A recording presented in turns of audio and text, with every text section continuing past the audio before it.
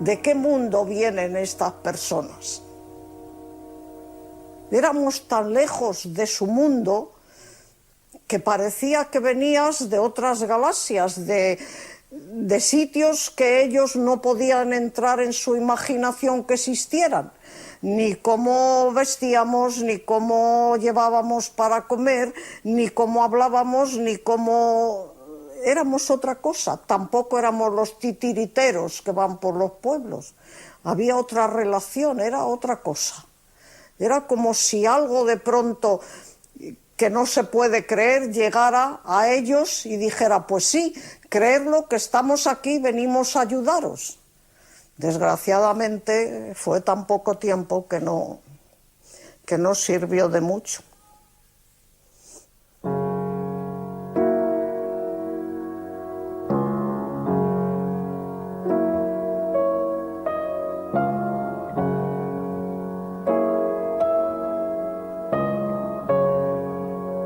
Las misiones pedagógicas fueron creadas por la Segunda República para llevar cultura, entretenimiento y progreso al mundo rural.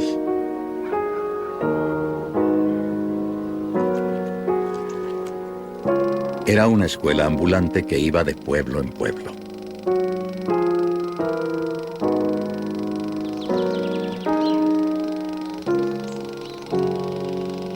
Algo tan aparentemente sencillo como llevar cultura a los pueblos se convirtió en una de las acciones más luminosas y emblemáticas del primer gobierno republicano.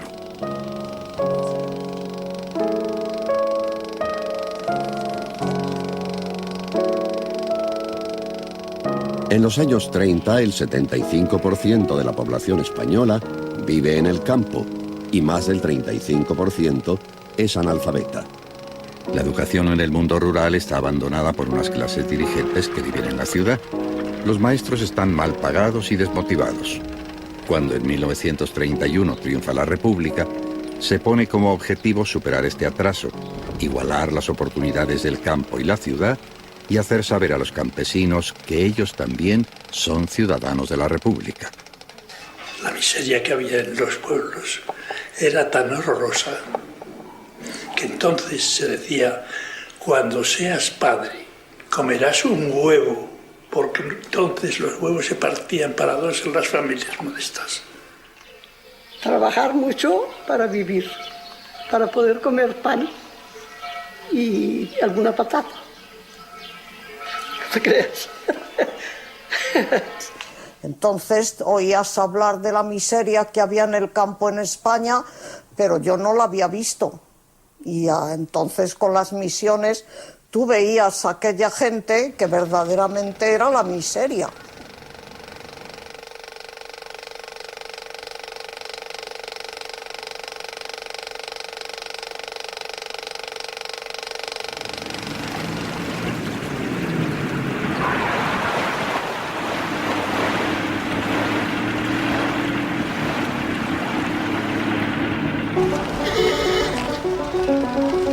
Aunque sean analfabetos, los habitantes de la ciudad tienen la posibilidad de recibir una visión más amplia del mundo a través de la radio, los periódicos, los anuncios, el cine o los escaparates.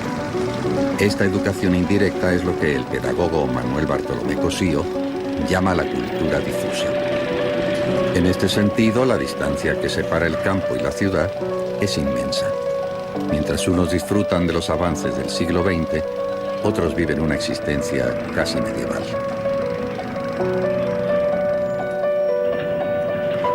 El gobierno republicano quiere tender puentes entre estos dos mundos. Para esto se crean las misiones pedagógicas, para que el campo, a través del cine, la música, el teatro o los libros, sea partícipe de esa cultura difusa que disfruta la ciudad.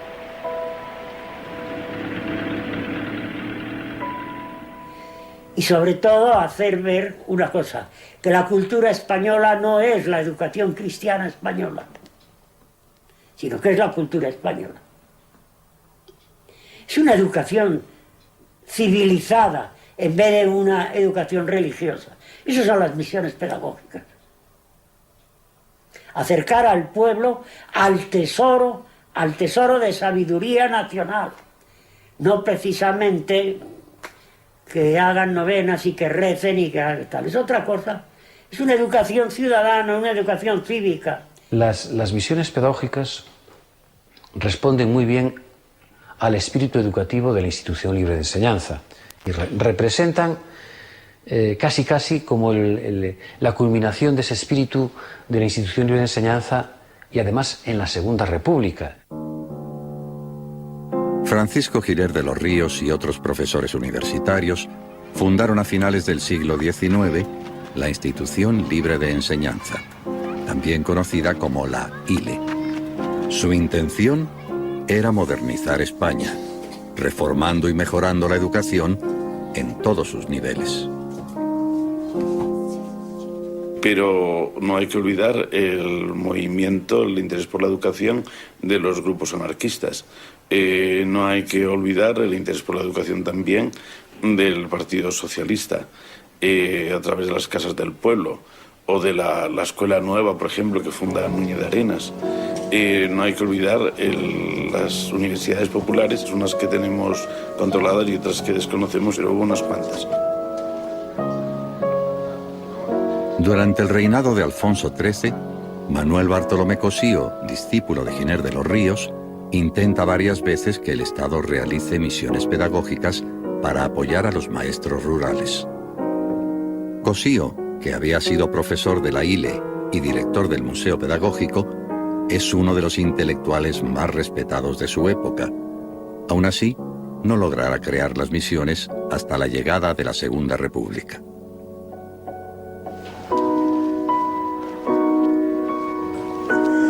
Estábamos dando clase de numismática y entró el portero del museo y dijo: se acaba de proclamar la República. Y salimos todos corriendo del museo y nos fuimos a la Gran Vía. Y por la Gran Vía ya bajaba una riada de gente en coches, andando, todo el mundo cantando la Marsellesa, porque nadie sabía el himno de Riego. El himno de Riego, la musiquilla, la conocíamos todo con letras que no eran las del himno. Si los curas y frailes supieran, etc. Y a nuestros acentos se lo mire, y a nosotros mire los hijos del ti. Eso la Marsellesa, eso lo cantamos en la radio. Poca pena y no sabiendo. Y bajaban con banderas y cantando y en coches y los tranvías con gente por fuera en los techos. Bueno, una cosa como jamás se podrá volver a repetir.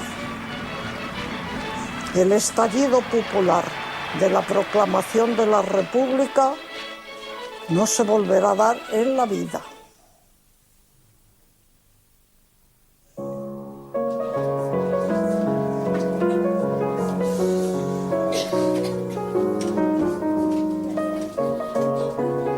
En aquellos momentos el país era fundamentalmente rural y había que llevar la cultura a las aldeas.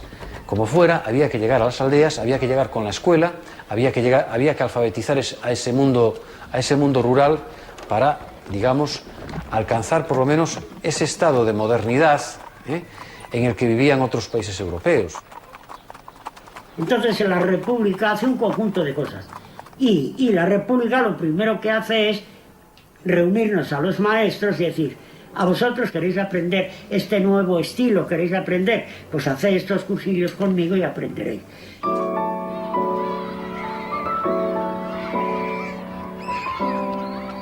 Frente a unas clases estáticas, memorísticas, basadas bastante en el orden, en la quietud, en el acartonamiento, en el miedo, pues irrumpió una pedagogía activa, democrática, participativa, que tenía el entorno como un instrumento fundamental en la enseñanza. Vamos, hubo un clima enorme en la época de la República.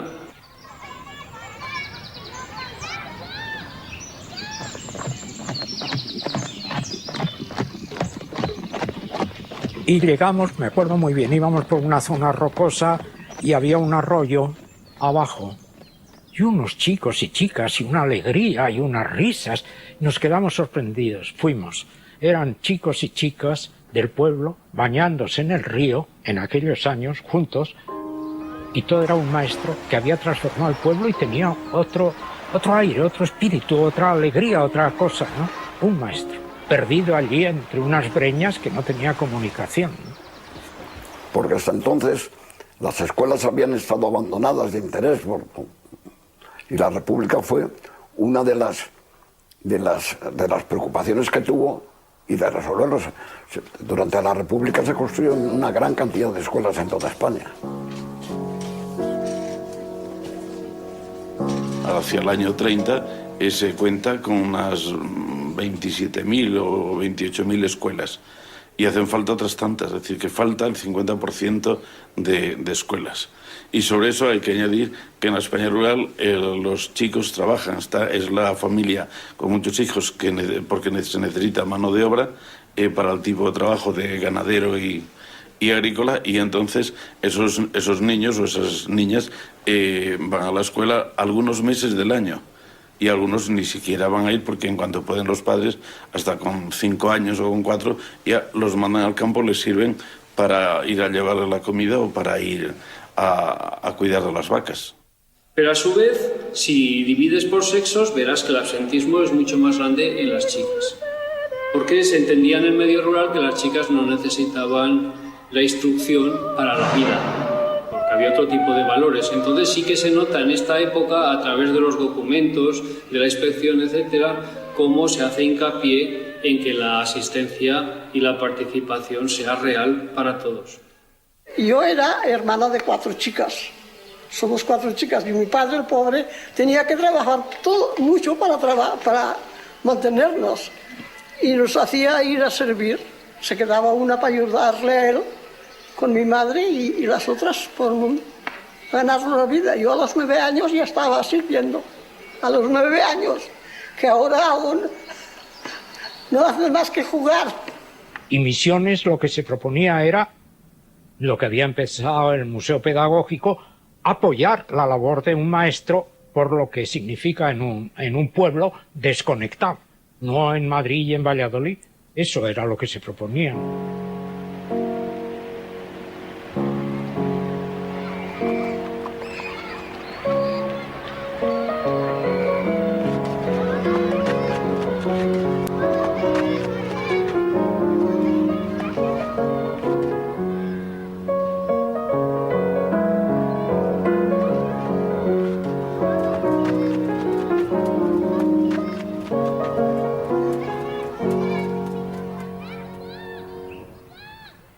Manuel Bartolomé Cosío es el presidente de las misiones pedagógicas. Forma un patronato compuesto por intelectuales de prestigio, como los pedagogos Luis Bello y Ángel Llorca, o los poetas Antonio Machado y Pedro Salinas. Luis Santullano es el secretario del patronato, discípulo de Cosío y con mucha experiencia en las bibliotecas ambulantes y la educación rural. Será el principal teórico y artífice de las misiones. Ya en los años 30, Cosío ya es un viejito entre mantas, entre el frío, y es más su afición y su vocación por la enseñanza, por la cultura, por el pueblo, lo que le lleva a estar allí presente. Para Cosío y Santullano no resulta fácil encontrar misioneros. Buscan jóvenes voluntarios cultos y entusiastas dispuestos a viajar hasta las más alejadas aldeas para dar a conocer la cultura española y la nueva política republicana.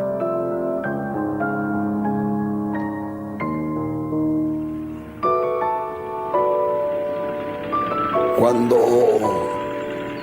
el señor Cosío fundó las misiones pedagógicas, entonces se acordó de que podían primero colaborar con misiones pedagógicas.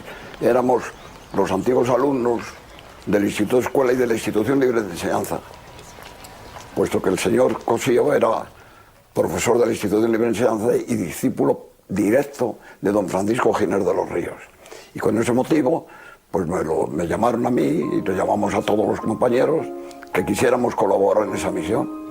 nos pareció tan bella, tan bonita, que claro, nos prestamos a ello enseguida. Entonces, en aquellos años, todavía estudiaba yo en la Universidad Central y a través de la FUE hicieron un llamamiento para las personas que quisieran ir a hablar con el grupo que se iba a formar para la labor de misiones pedagógicas. Y entonces, pues yo fui a la entrevista para los coros de las misiones. Realmente estos grupos, porque estamos hablando ya de personas concretas, un poco se forman durante la dictadura de Primo de Rivera. Es la rebeldía universitaria en el periodo ese. Y es lo que agrupa a unas gentes y se empiezan a conocer, y esos después son los que van a formar pues la barraca, misiones pedagógicas y tantas otras cosas como. Y por eso van saltando de un lado a otro, porque lo que hay es la amistad antigua entre ellos. Por vuestro entusiasmo juvenil, por vuestra elegancia espiritual, por vuestra ejemplar constancia, por vuestra generosidad inolvidable.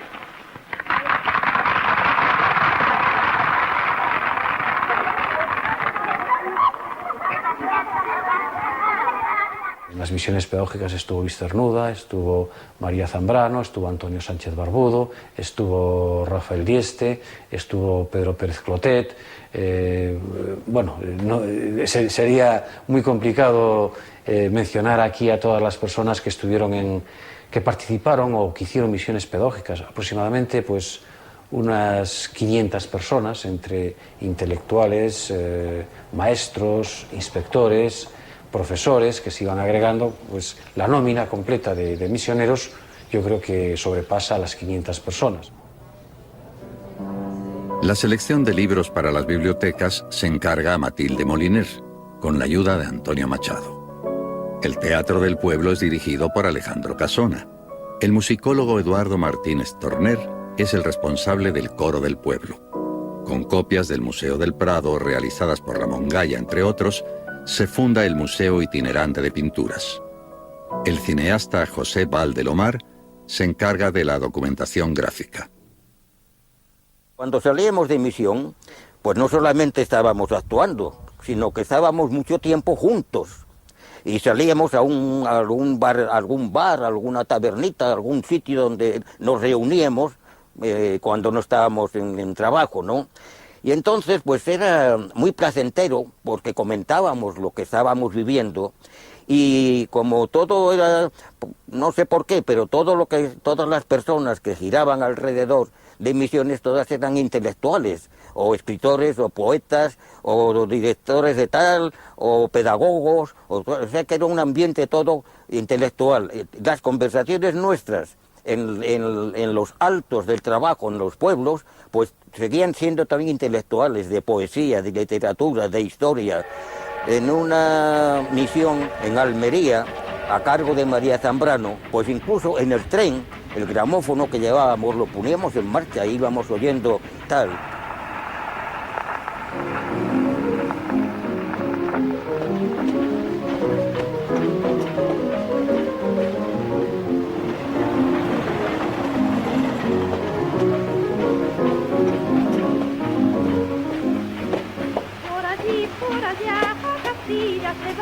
Castilla se va por allí, por allá, por allá, por allí, a mi verde país. Por allí, por allá, a Castilla se va.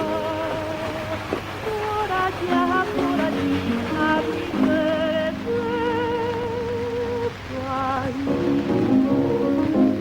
país. La misión llegaba a un pueblo y se ponía en contacto con el alcalde y con el maestro para entregar los libros que se llevaban para la biblioteca, para ver en qué local o en qué lugar del pueblo se podía instalar el andamiaje para el teatrito, se hacía una especie de pregón para que el pueblo supiera a qué horas se iba a actuar, y luego la única propaganda era el discurso del señor Cosío, que se leía antes de empezar el acto. En general, las misiones procedían de personas que las pedían, de las provincias, ¿no? Por regla general, inspectores de segunda enseñanza, ¿no? Del Ministerio de Educación, algún alcalde, algún político, alguien enterado se ponía en contacto con misiones, y cuando ya estaba todo convenido, pues entonces ya entrábamos nosotros en juego, ¿no?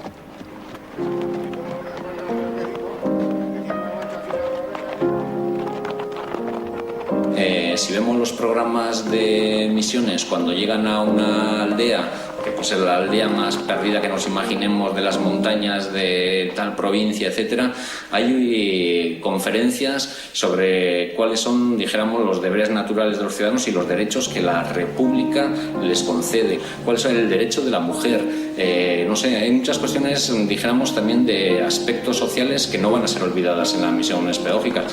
Era, dijéramos, todo lo que se saliera de los muy estrechos ámbitos académicos, como decía Cosío, todo lo demás, todo lo que está fuera de estos estrechos límites.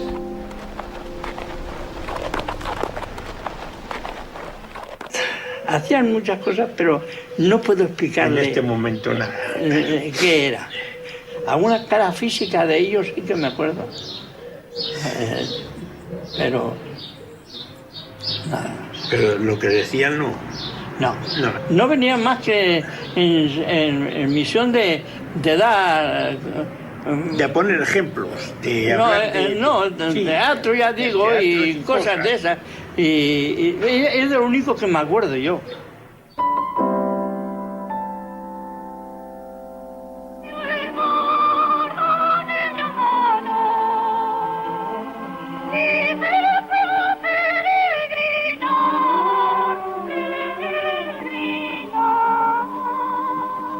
Y Torner era un músico muy bueno, y aprendimos muchísimas canciones populares.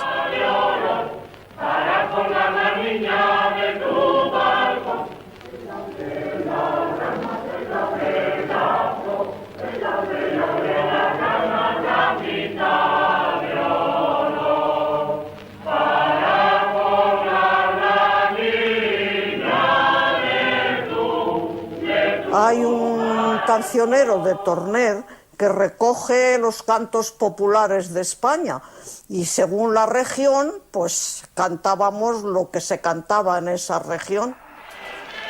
Y lo que se les dejaba era un gramófono de maleta con una colección de discos de Bach, Händel y una muñeira y un tal.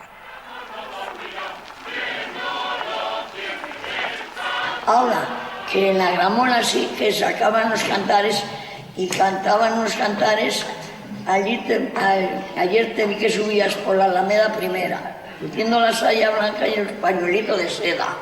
Esos discos que van. Otros cantares cantaban en otro disco, a tu puerta llaman puerta y a tu ventana, ventana, a tu madre clavelina y a mi rosita temprana. Y eso es los discos que nos ponían. Y nada más, y cada día pues nos decían, pues tuvieron 4 días.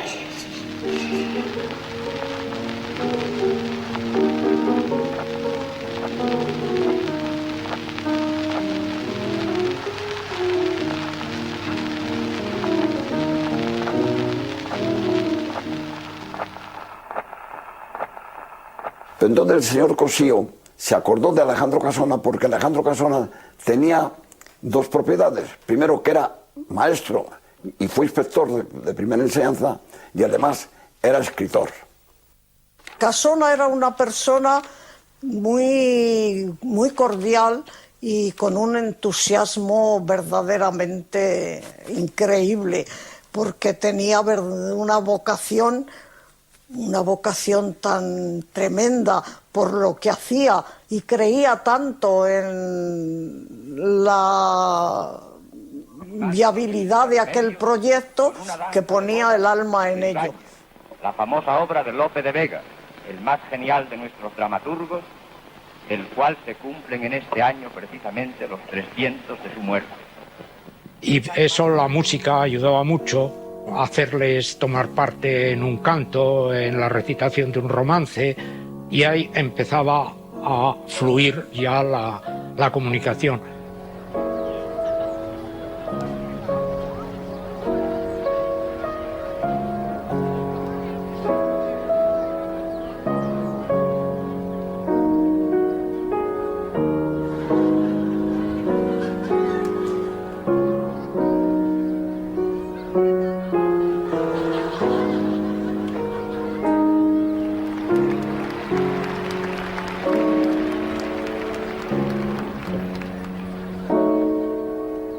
Sería por el año 34, yo era bastante pequeña. Yo salía a escena solo, vestido como un pastor, y llevaba una garrote en la mano. Uno más pequeño con una callaza en la mano, pues ha contado la historia esta. Y se decía así: estando yo en la michoza, pintándola mi callada. Vi venir 7 lobos por una oscura cañada. Venían echando suertes, a ver a cuál le tocaba de entrar a la majada. Le tocó a una loba vieja patituerta caniparda que tenía los colmillos como puntas de navaja. Dio 3 vueltas al redil y no pudo sacar nada. Pero a la última que dio, sacó la borrega blanca, hija de la oveja churra, nieta de la cana y parda, la que mis amos tenían para el día de la Pascua. Aquí mis 7 cachorros, aquí perra trujillana, aquí perro el de los hierros, a correr la loba parda. Se le quitáis la borrega, cenaréis leche y ugaza, y si no se la quitáis, cenaréis de mi cachava. Los perros tras de la loba las uñas se encajaban. 7 leguas la corrieron por unas sierras muy agrias. Al subir un cotarrito, la loba ya va cansada.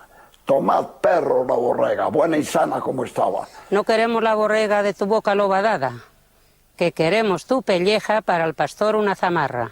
De la cabeza un zurrón para meter las cucharas, el rabo para correas para atacarse las calzas y las tripas para vihuelas para que bailen las damas. Eran 3 o 4 personas que venían aquí a divertir la gente y claro, nosotras éramos pequeñas y cuando no habíamos visto otra cosa, pues aquello nos hacía ilusión de ver.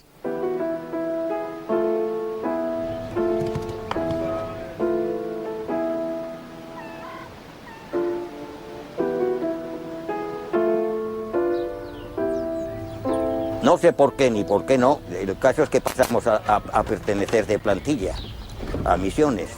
Pues debió llegar un momento en que pensaron que para manejar todo aquello y tenerlo a punto, pues me podía yo quedar fijo. Y entonces me quedé a cargo de lo que era el cine, películas, proyectores, baterías, etc. Claro, sí, ahí que estoy en la fotografía dándole a la manivela, mientras Barbudo a mi lado está explicando. Las películas había que explicarlas porque todo lo que salía en ellas era un mundo absolutamente desconocido para aquel público. Eran mudas y entonces hubieran resultado incomprensibles.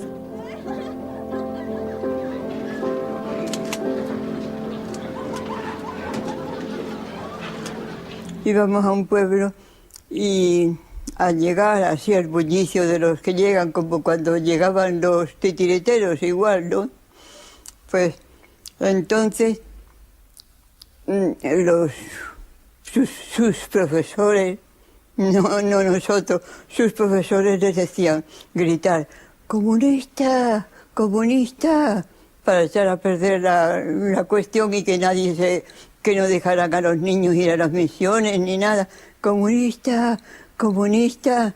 Y todos los niños iban ¡comunista, comunista!, cuando es el cine. Eso era muy gracioso porque ese número nos faltaba. Comunista, comunista, cuando es el cine.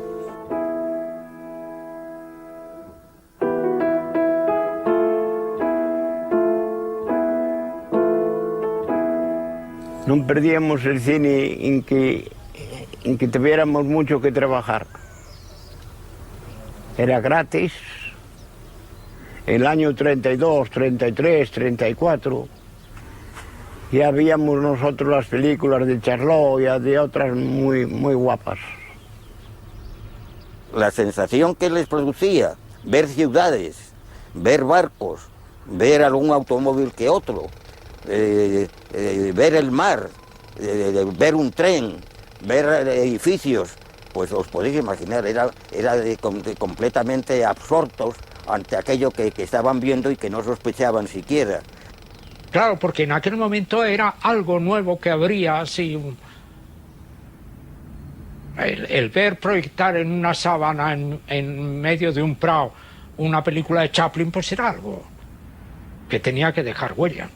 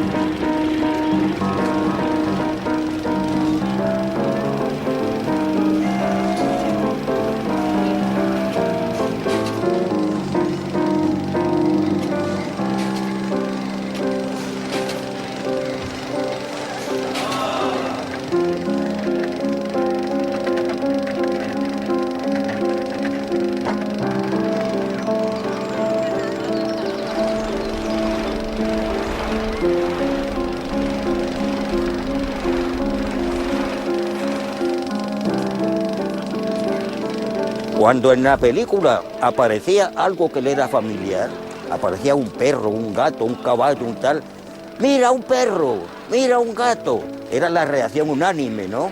Se sentían ¿cómo te diría yo?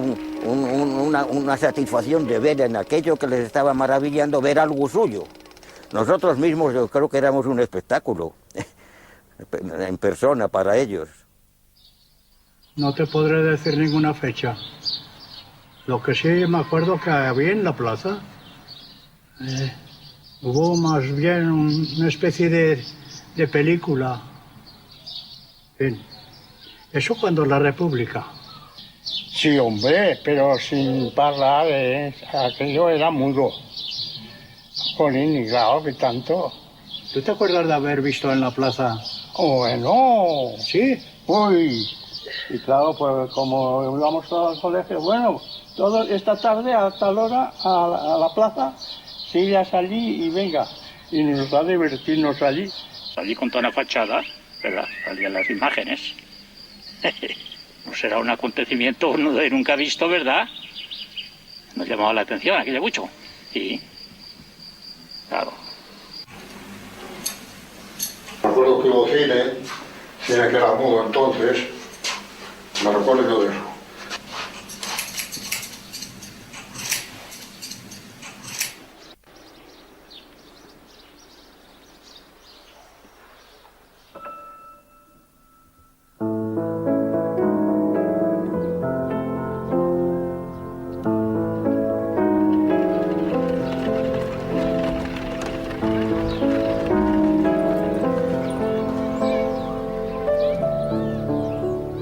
El museo, claro, iba a pueblos grandes, cabezas de partido, donde había instituto, por regla general, o había algún edificio que tenía locales adecuados para poner los cuadros.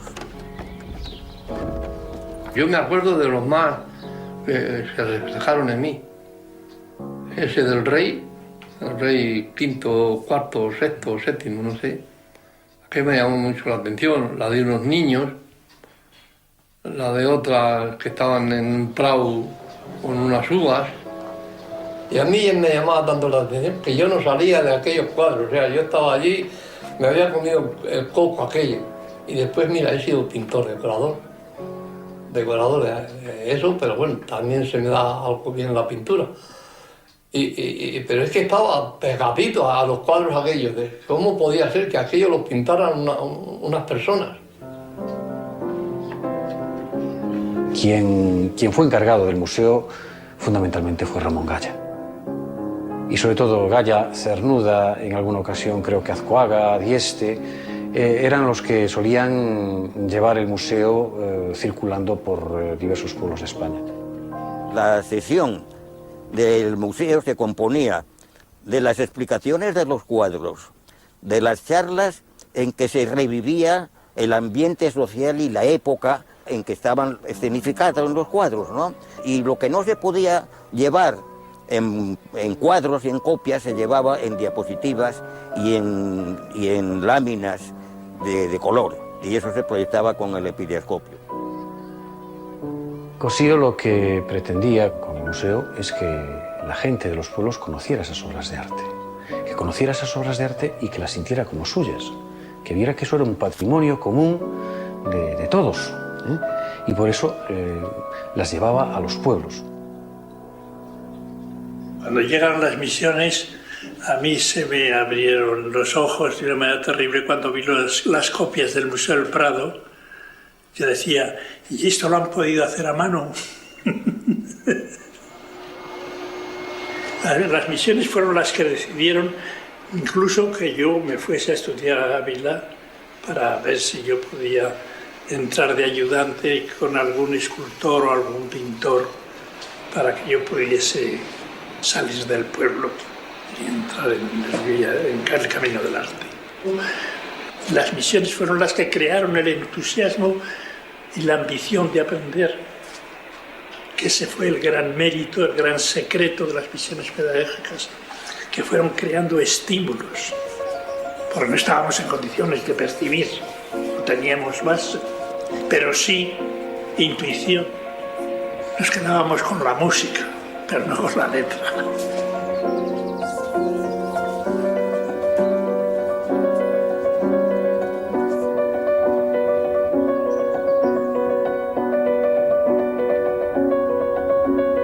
Era muy elemental, pero humanamente muy eficaz. Un libro de cuentos, un libro de primeros auxilios de medicina, una cosa muy pequeña, pero muy variada, que se entendía que estaba al alcance de ellos y utilizable por el maestro. Eso eran unos cajones que se llevaban los mulos, se llevaban los cajones, y esos cajones simplemente se les quitaba la tapa y hacía una librería.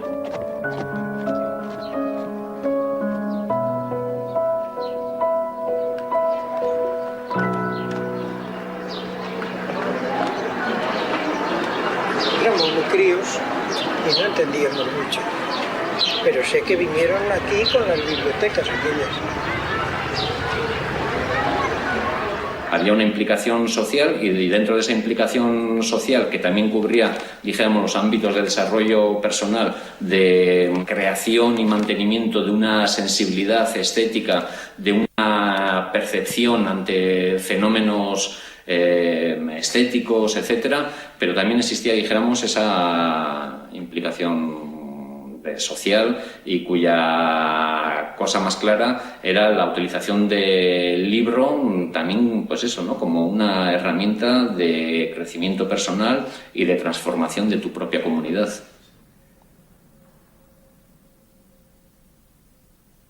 Cuando acabes tu trabajo, lávate las manos y coge el libro que has pedido en la biblioteca. Busca un sitio tranquilo y lee. Recordarás siempre con placer estos ratos.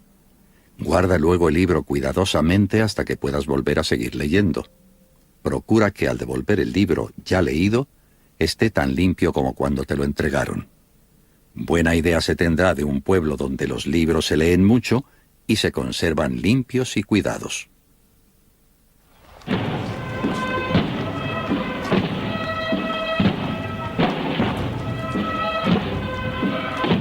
Había, digamos, elementos en los pueblos a los cuales disgustaba muchísimo las misiones pedagógicas. Claro que sí que había estos elementos. Los elementos que eran contrarios a que los campesinos aprendieran a leer y escribir. Hay testimonios del paso de la biblioteca por pueblos donde esto molestaba muchísimo.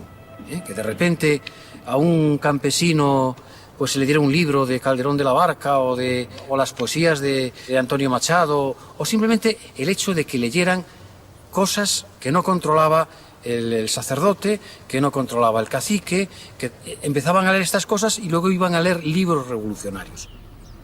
La biblioteca, pues teníamos una biblioteca que teníamos unos buenos libros, tendríamos 270 libros, y luego, pues porque dijeron que el maestro se había ido de aquí por huir de los facciosos, y eso se marchó a la Iruera, pues se bajaron ahí más abajo y se quemaron todos los libros. Aquí vivía el maestro nuestro y aquí es donde dormía don Alejandro Casona, en esta casa. ¿Sabes? Y los libros los quemaron ahí abajo. Ahí abajo se quemaron los libros. Qué atraso, qué cosa.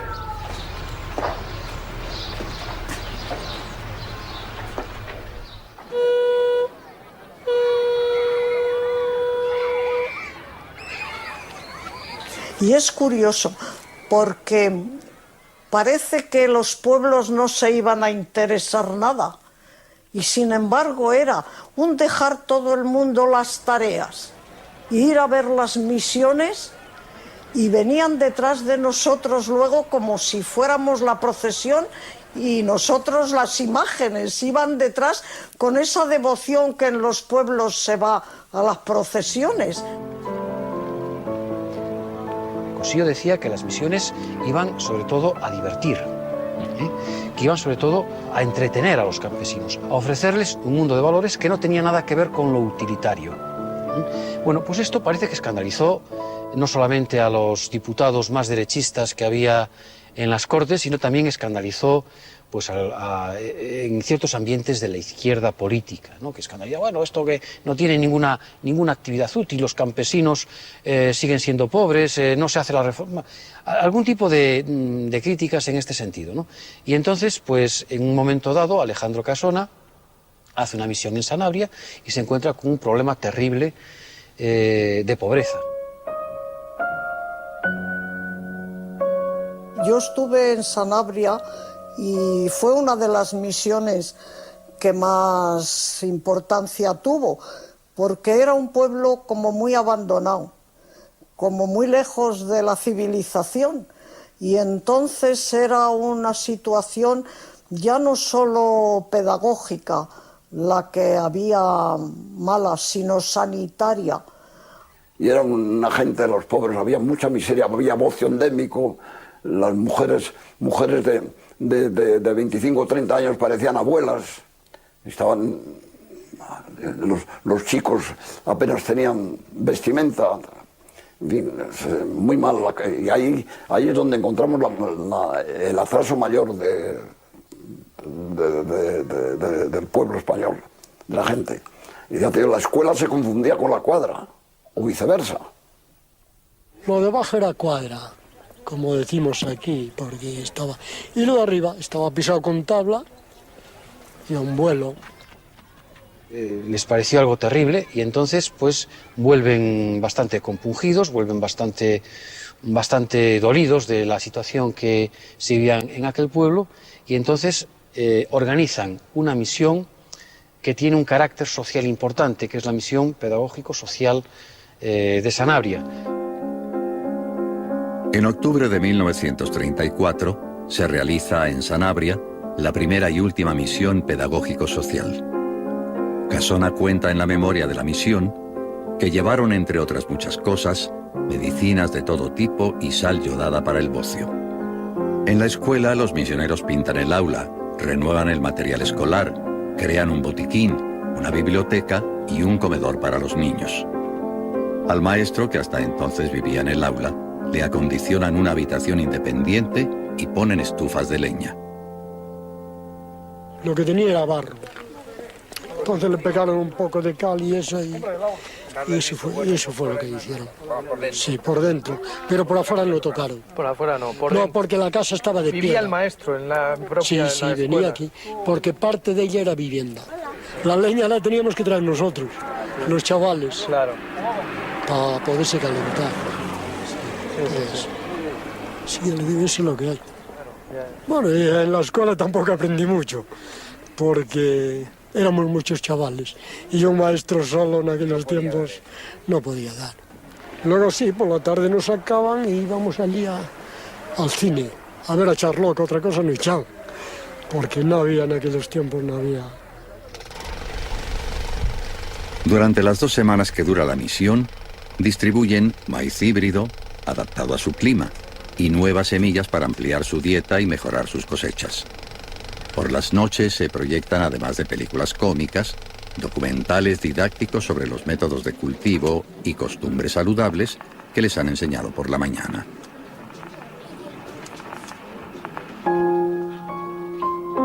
La Revolución de Asturias estalla mientras se realiza la misión pedagógico-social. La admisión de 3 ministros de la CEDA, Confederación Española de Derechas Autónomas, en el gobierno de los radicales, motiva la revolución de 1934. Los partidos de izquierda ven en esto la entrada del fascismo en el gobierno. Casona, en la memoria de Sanabria, muestra la preocupación de los misioneros por el enfrentamiento político que cada día se acrecentaba más en España.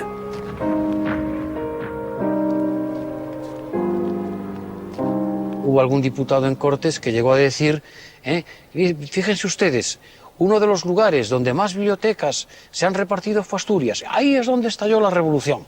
Desde luego era evidente que el libro era una herramienta de transformación social. Entonces había grandes ámbitos de la población que así lo creían. Pero a su vez, es decir, como si dijéramos en una fotografía en negativo, también se ve que por el lado, dijéramos, de las instituciones más conservadoras, se temía precisamente que el libro efectivamente fuera una herramienta de transformación social.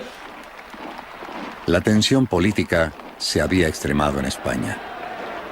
Con la derrota y represión de la Revolución de Asturias por el gobierno radical cedista, se abre el periodo más conflictivo del llamado Bienio Negro. Lo de la CEDA fue otro capítulo entre risible y triste, porque aquello fue un desastre. Aquello fue tremendo, tremendo.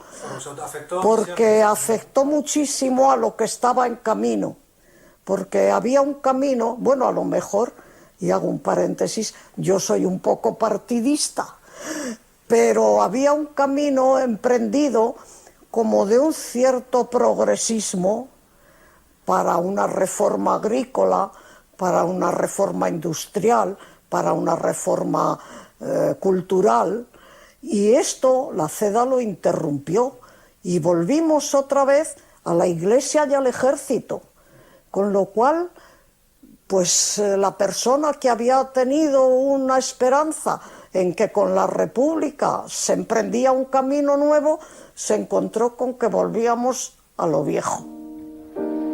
El debate sobre la importancia de las misiones pedagógicas también se extrema. Los partidos conservadores en el poder, que ya habían conseguido suprimir la Barraca y el Consejo Nacional de Cultura, presionan en el Parlamento para paralizar las misiones. En la prensa de esos días, Américo Castro responde a los ataques. En su artículo Los dinamiteros de la cultura, acusa a la derecha de cerrar el camino que había abierto a la República, diciendo: tan criminal e insensato como hacer añicos la biblioteca de Oviedo o los tesoros de su catedral, es el intento de aniquilar las misiones pedagógicas. Por lo visto, llevar a campos y aldeas cultura, arte e ideas españolas es un pecado mortal. Las misiones pedagógicas no eran una actividad inocua. Las misiones pedagógicas daban conciencia cívica. Producían una conciencia cívica en los campesinos y esa conciencia cívica, lógicamente, les abría a un mundo de valores más democráticos. Y esto molestaba. Tuvieron como un cierto control y ya no se iba con el mismo entusiasmo, porque tampoco se recibían con el mismo entusiasmo, porque al cambiar ayuntamientos, alcaldes, ya no era el mismo clima, ya no era lo mismo. Y sí, yo ya a las últimas misiones ya no fui. No eran las misiones ya.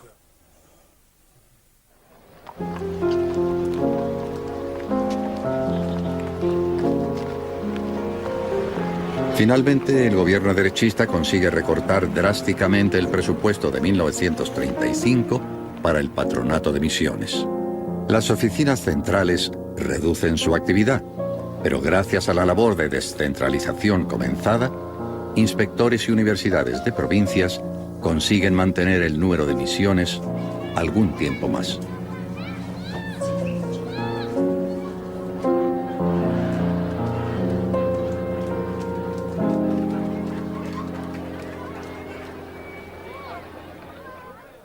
Una cuestión que creo que es clave y que nunca se debe olvidar es el efecto que están haciendo las misiones pedagógicas en esta juventud republicana. Porque esto es extraordinario. Eran personas que en principio iban un poco, decía Cossío, que iban un poco por la aventura, por ganas de ver, de abrazar a la gente, de conocer lugares nuevos, y de repente se encuentran con que estos campesinos tienen una vida, tienen unas ideas, tienen una cultura que ellos consideran maravillosa, y de repente se sienten influidos por los campesinos y por esa cultura que tienen los campesinos. Y esto se nota, empieza a notarse en su manera de ver la vida, en su manera de examinar los problemas que tenía en aquellos momentos España, e incluso en la manera en cómo estas ideas que encontraban en el mundo rural, que tenían los campesinos, cómo este conjunto de ideas podrían ayudar a hacer los cambios que España necesitaba en aquellos momentos.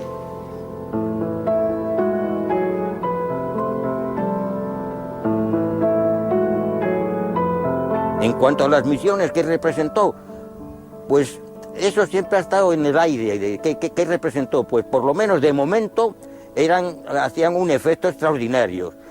Si aquello duraba o no duraba, o significó algo en la vida, algo tangible y algo duradero en la vida de esos habitantes, de esas masas que estuvieron oyéndonos y viendo las películas, pues no lo sé, yo creo que sí. Yo creo que sí, que algunos frutos tuvo que dar. Piensa que ponías en movimiento unos valores que a la gente la hacían pues con deseos de superarse y con deseos de subir como ser humano y de incorporarse a un mundo que les parecía posible llegar a alcanzar.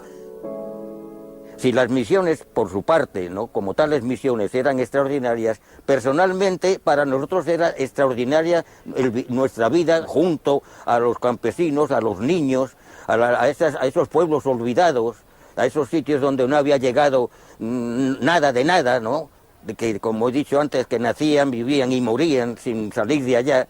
Pues eso sí nos hizo un efecto muy grande, muy profundo. Que lo hemos recogido pues a lo largo de la vida, nos hizo, de algún modo, nos transformamos. También nosotros nos enriquecimos mucho con la experiencia esa.